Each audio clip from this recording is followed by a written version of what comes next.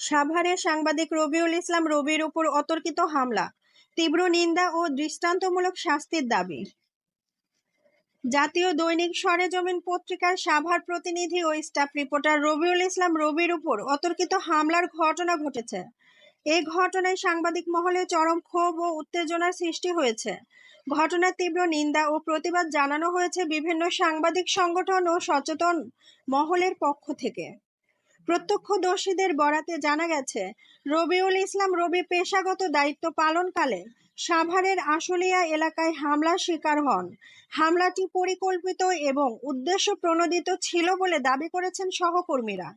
অভিযুক্ত হামলাকারী হলেন জহিরুল ইসলাম জহির, যিনি আশুলিয়া থানা যুবদলের সাবেক সাংগঠনিক সম্পাদক হিসেবে পরিচিত। সাংবাদিক রবির সহকর্মীরা জানান, এই নেক্কারজনক ঘটনার সুষ্ঠু তদন্ত এবং দোষীর দৃষ্টান্তমূলক শাস্তি নিশ্চিত করা না হলে ভবিষ্যতে সাংবাদিকদের নিরাপত্তা হুমকির মুখে পড়বে।